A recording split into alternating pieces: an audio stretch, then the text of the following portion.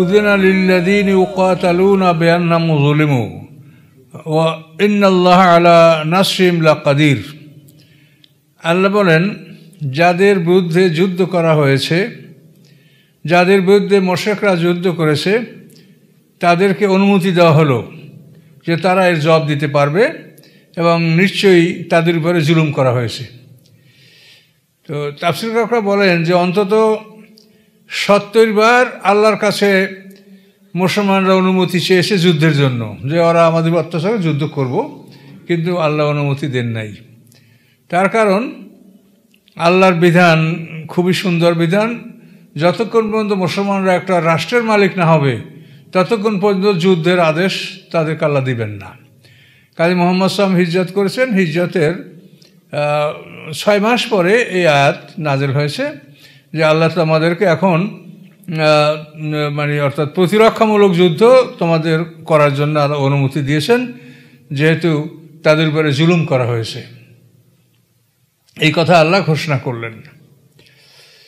তো এই ঘোষণার পরেই ছোটোখাটো খণ্ড খণ্ড যুদ্ধ বিগ্রহ এটা মদিনার আশেপাশে পথে ঘাটে হয়েছে। যেমন বদরের যুদ্ধে আগেও বেশ ছোটোখাটো কিছু যুদ্ধ হয়েছে, যেমন আব্দুল্লাহ ইবনে জাহাশের যুদ্ধ, এটাও বদরের আগে হয়েছে।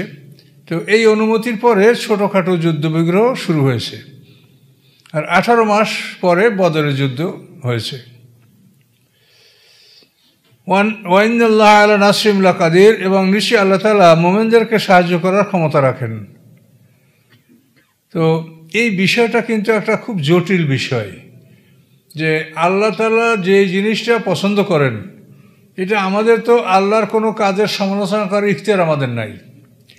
কাজেই তিনি পছন্দ করেন যে তিনি দেখবেন যে তার পথে কে যুদ্ধ করে এবং তার বিপক্ষে কে যুদ্ধ করে, এইটা আল্লাহর দেখার শখ। এখন এইটা দেখার জন্য দুইটা পক্ষ আল্লাহ যদি নিজেই সৃষ্টি না করেন তো এটা তো হতে পারে না। আল্লাহ যদি একা তার জন্য তার নিজের পক্ষ সৃষ্টি করেন, তাহলে আল্লাহর সাথে মোকাবেলা কে করতে পারেন?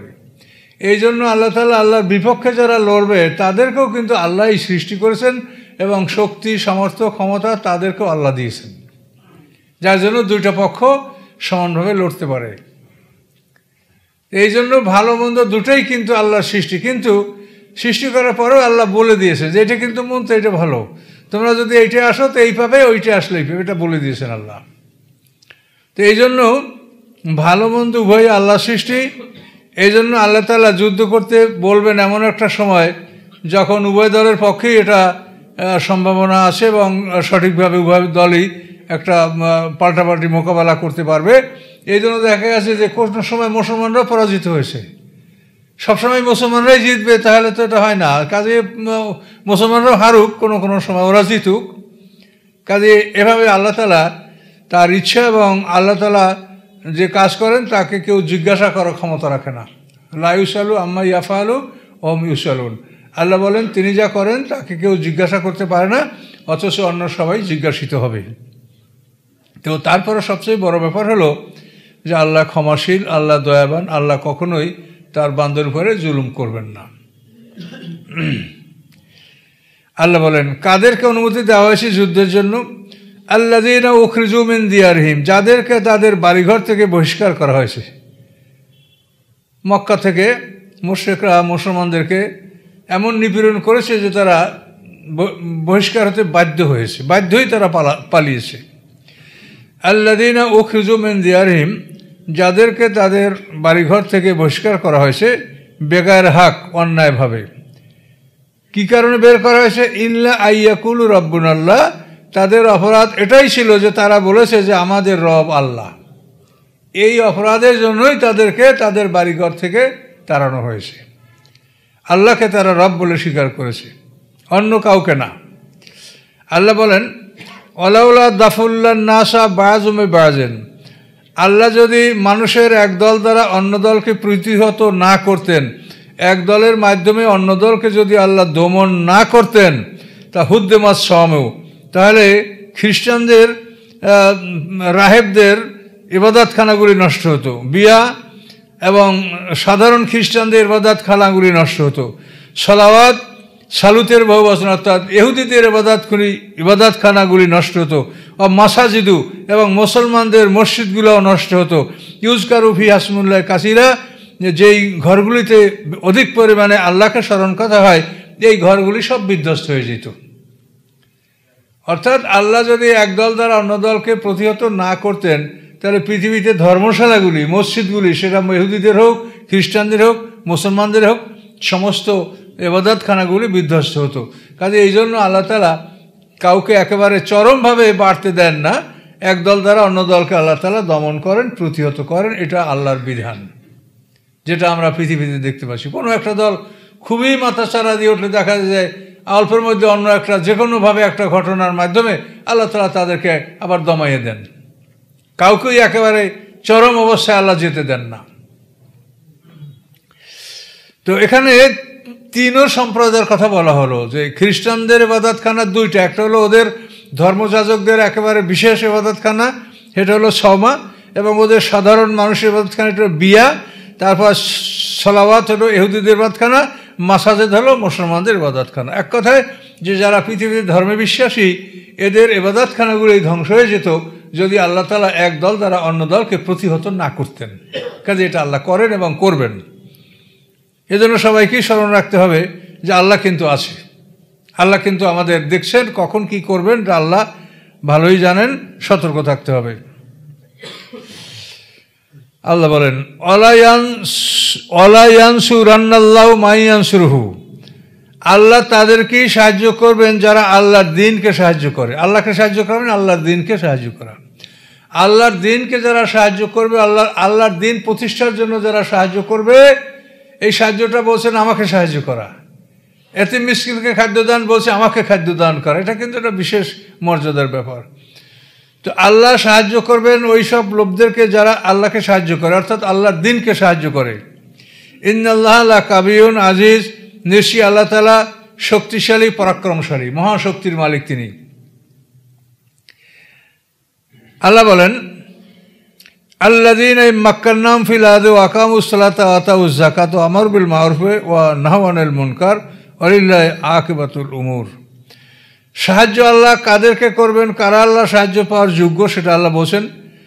তাদের অবস্থাটা এই হবে যে আমি যদি পৃথিবীতে তাদের প্রতিষ্ঠাতা দান করি, তাদেরকে যদি আমি পৃথিবীতে প্রতিষ্ঠা দান করি, প্রতিষ্ঠিত করি, তাহলে তারা নামাজ কায়েম করবে, যাকাত আদায় করবে, আমরু বিল মারুফ ভালো কাজে মানুষকে আদেশ করবে, ও নাহু আনিল মুনকার এবং অশ্লীল খারাপ কাজ থেকে মানুষকে বাধা দিবে, ওয়ালিল্লাহি আকিবাতুল উমুর এবং সমস্ত কাজের পরিণাম আল্লাহর কাছে। তাহলে আল্লাহ বলেন আমি যাদেরকে সাহায্য করব তারা পৃথিবীতে প্রতিষ্ঠিত হবে। প্রতিষ্ঠিত হলে তারা কি করবে? নামাজ প্রতিষ্ঠা করবে, যাকাত আদায় করবে। যাকাতের বিষয়টা এতই মারাত্মক যে আরাইতাল্লাজি সূরাটা তো আপনারা সবাই জানেন। এই সূরা আল্লাহ কি বলেছেন? আল্লাহ বলেছেন হে রাসূল আপনি কি ওদেরকে দেখেছেন যারা আমার দিনকে মিথ্যা মনে করে? ইউকাযযিবু বিদ্দিন, যারা আমার দিনকে মিথ্যা মনে করে। দিন মানে দিন ইসলাম, দিন মানে বিচারের দিন, দিন মানে পরকাল, দিনের বহু অর্থ। তো আল্লাহ বলেন আপনি কি ওদেরকে জানেন, ওদেরকে চিনেন, দেখেছেন যারা আমার দিনকে মিথ্যা মনে করে? ওরা কারা? আল্লাহ নিজে জবাব দিচ্ছেন ফাযালিকা আল্লাযী ইয়াদুফুল ইয়াতীম, ওরা ওই সমস্ত লোক যারা এতিমকে ধমক দেয়। বুঝতে পারছেন? এতিমকে যারা ধমক দেয়। আদবুল মালে ইন্তেহারুস সাইল, এটা আরবি একটা প্রবাদ, যে সম্পদের দুশ্মন হলো এতিমকে ধমক দেওয়া। সম্পদের দুশ্মন হলো এতিমকে ধমক দেওয়া। এতিমকে ধমক দিলে তার সম্পদ থাকবে না, সম্পদ টিকবে না, এটা যে কোনোভাবে নষ্ট হয়ে যাবে। তো এই জন্য আল্লাহ বলেন যে আমার দিনকে অস্বীকার করে কারা, আপনি কি চেনেন, দেখেছেন তাদেরকে? তারা কারা? ফাযালিকা আল্লাযী ইয়াদুফুল ইয়াতীম, যারা এতিমকে ধমক দেয়। এতিমকে এতিমরা খাদ্য চায়, খাবার চায়, তখন তাকে ধমক দেয়। আর কি করে?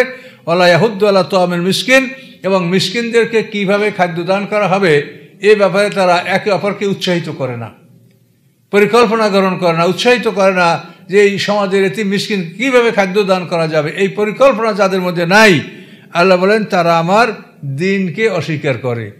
তাহলে দিনকে অস্বীকার করলে তার রোজা নামাজের কি মূল্য আছে বলেন? তাহলে এখন দেখেন যে যাকাত বা এতিম বা সমাজের দুস্থ মানবতার সেবায় আল্লাহ তাআলা কত কঠিন কথা বলেছেন।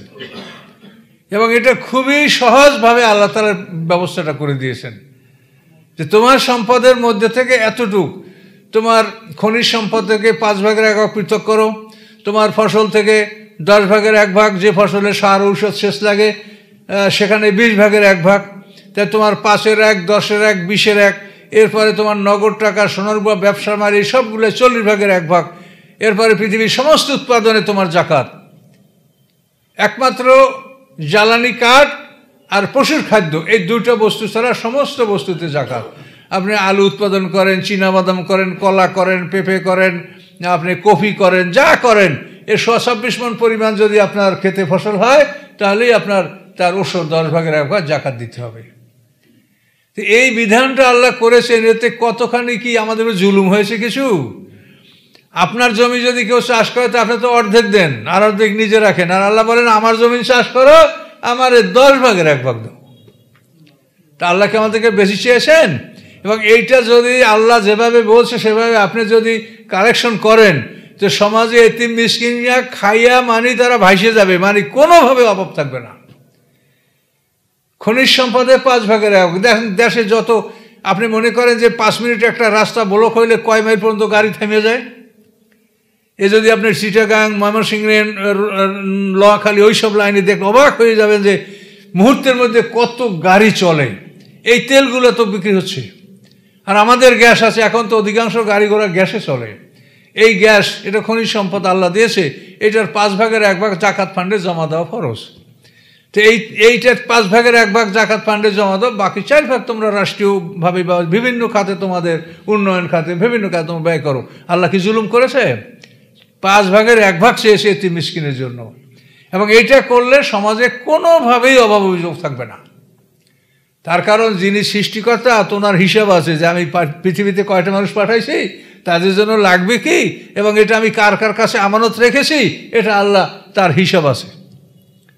ধনীদের কাছে গরিবদের একটা অংশ আমানত, এটা আমানত হিসাবে আপনারা এটা দান করবেন।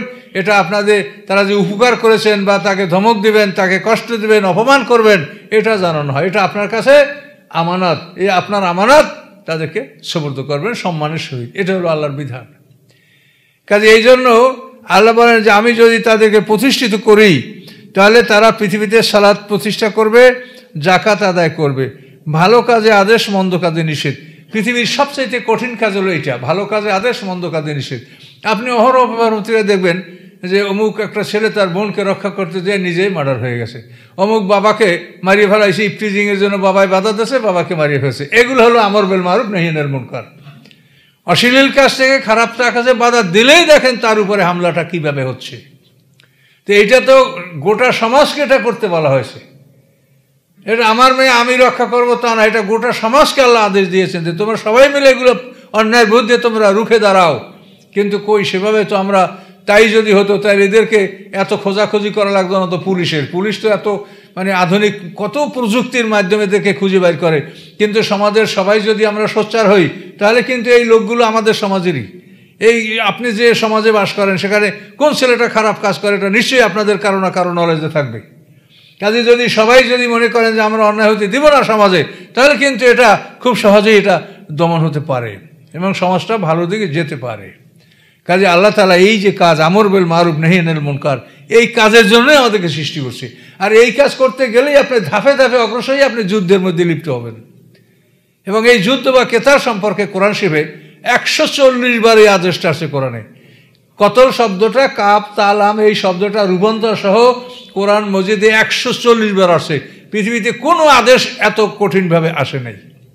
কিন্তু আমরা পৃথিবীতে এমন একটা অবস্থায় বসবাস করছি যে এটা আমাদের পক্ষে, কারো পক্ষে পালন করা এটা সম্ভব নয়। পৃথিবীটা এমন একটা পরিবেশে ফিরে আসে। কিন্তু তারপরও যারা দায়িত্বশীল আছেন বা তারপরও আমরা যেটুক আমাদের পক্ষে সম্ভব এটুক কাজটা আমাদের করতে হবে। আমাদের কিছু করে তো আল্লাহর কাছে যেতে হবে। জান্নাত আল্লাহ দিবেন, কিন্তু কিছু করে সেখানে যাবেন তো, একেবারে এমনি গেলেই দিবে? এই জন্য এগুলা খেয়াল রাখতে হবে। নামাজ, এই যে নামাজ প্রতিষ্ঠা করতে বলা হয়েছে। আপনি যখন সেজদা দেন তখন মনে মনে ভাববেন যে হাসরের ময়দানে সকল মানুষদেরকে আল্লাহ তাআলা তার পায়ের পোশাক উন্মুক্ত করে সেজদার জন্য ডাকবেন। ইয়াওমা ইউকশাফু আন সাকিম ওয়া ইউদআ আনিস সুজুদ ফালা ইয়াসতাতিউন, সূরা কলমের মধ্যে আয়াত আছে। আল্লাহ তাআলা তার পায়ের পোশাক উন্মুক্ত করে সবাইকে সেজদার দিকে ডাকবেন, কিন্তু তখন পৃথিবীতে যারা নামাজ পড়েছে একমাত্র তারাই আল্লাহকে সেদিন দেখে সেজদা করতে পারবে। আর যারা সেজদা করে নাই পৃথিবীতে, তাদের মেরুদণ্ডের হাড়ে জোড়া লেগে যাবে, মেরুদণ্ড বাঁকা করতে পারবে না। তাই আল্লাহ বলেন অকদ কানু ইউদাউনা সুজুদহুম সালিমুন, যে দুনিয়াতে তাদেরকে সেজদার জন্য ডাকা হয়েছিল তখন তারা ছিল ত্রুটিমুক্ত, কোনো ত্রুটি ছিল না। এখন কারো মেরুদণ্ডে ত্রুটি আছে যে আপনি নুইয়া রুকু করতে পারছে না? তা দেখেন একটা মানুষকে কিভাবে আল্লাহ বানিয়েছে। মানুষ ছাড়া পৃথিবীর কোনো প্রাণী রুকু সেজদা করতে পারে না। আপনার যত দেখেন, আপনারা পশু পালন করেন, গরু, ছাগল, ভেড়া বা পশু যেগুলো আমরা দেখতে পাচ্ছি, কোনো একটা পশু আমাদের মতো মস্তিষ্ক মাটিতে রেখে সেজদা করার ক্ষমতা আছে? ওদেরকে এই সেজদার জন্য আল্লাহ বানায়নি, আমাদেরকে বানিয়েছে। এবং এই সেজদা এখন মনোযোগ সহকারে করেন, হাসরের ময়দানে আল্লাহকে দেখেও ইনশাআল্লাহ আমরা এই সেজদা করতে পারবো। আর যারা এই পৃথিবীতে মনোযোগ সহকারে আল্লাহর সেজদা করে নাই, আল্লাহর ঘরে মাথা নত করে নাই, হাসরের ময়দানে তারা সেজদা করতে পারবে না। তারা সেজদা করার চেষ্টা করবে, ধরাস ধরাস করে পড়ে যাবে, সেজদা হবে না তাদের দ্বারা। অকদ কানু ইউদাউনা সুজুদহুম সালিমুন, আল্লাহ বলেন তাদেরকে সেজদার জন্য ডাকা হয়েছিল, তখন তারা ছিল ত্রুটিমুক্ত, তাদের কোনো দেহে ত্রুটি ছিল না, তখন ইচ্ছা করলে তারা সেজদা করতে পারত। এই বিষয়গুলি আপনারা পারিবারিকভাবে অন্তত কি করবেন, পৃথিবী যে অবস্থা আছে এটা তো আমরা নিজেরা ইচ্ছা করে পাল্টাতে পারবো না। তারপরও আমরা যে পরিবেশে আছি, নিজের পরিবার পরিজনকে সবাই বলেন যে তারা যেন নামাজ পড়ে, এবং যাদের পক্ষে আপনার বন্ধু বান্ধব আত্মীয়স্বজন বলা সম্ভব, বুঝে বলার চেষ্টা করেন। এতটুকু কাজ তো অন্তত আমাদের করা উচিত।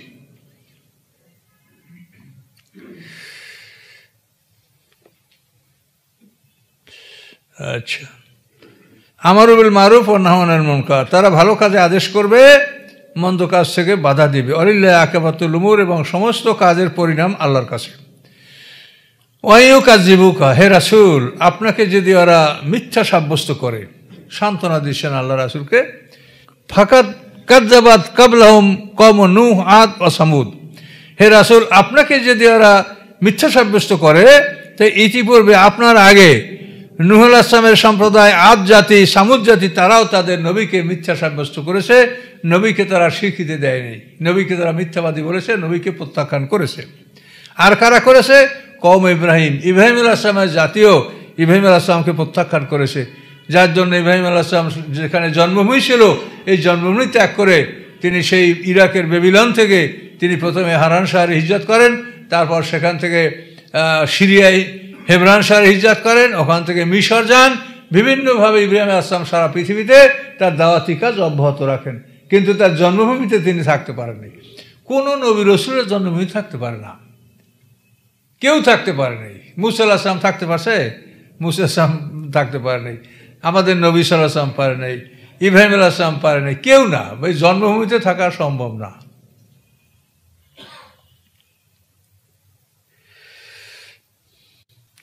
এরপরে আল্লাহ বলেন কওম ইব্রাহিম কওম লূত। এই লূত আর ইব্রাহিম আলাইহিস সালাম খুব কাছাকাছি মানুষ। লূত হল ইব্রাহিম আলাইহিস সালামের বড় ভাই হারানের পুত্র লূত। ইব্রাহিম আলাইহিস সালামরা তিন ভাই, হারান, নাখুর, ইব্রাহিম। তা হারান হলো বড়, এই হারানের পুত্র লূত। আর নাখুর হলো ইব্রাহিম সালামের মেজো ভাই। এই নাখুরের পোতা হলো লোকমান হাকিম, লোকমান বেন বাউর বেন নাখুর। আর ইব্রাহিম আলাইহিস সালাম হলেন ছোট, যার বংশ থেকে পৃথিবীতে সমস্ত নবীর বংশ, নবীর আওলাদ, এই নবী বংশ সব ইব্রাহিম আলাইহিস সালাম থেকে।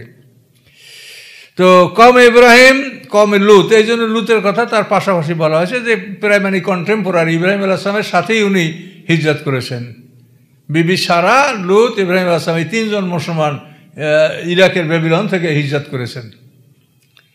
তখন ইব্রাহিম আলাইহিস সালামের মা বাবাও তার সাথে ছিল বলে তাফসীরকাররা বলেন, কিন্তু ইব্রাহিম আলাইহিস সালামের পিতা ইসলাম গ্রহণ করেন নাই, তার মা উমাইলা ইসলাম গ্রহণ করেছেন, এরকম তাফসীরকাররা উল্লেখ করেছেন।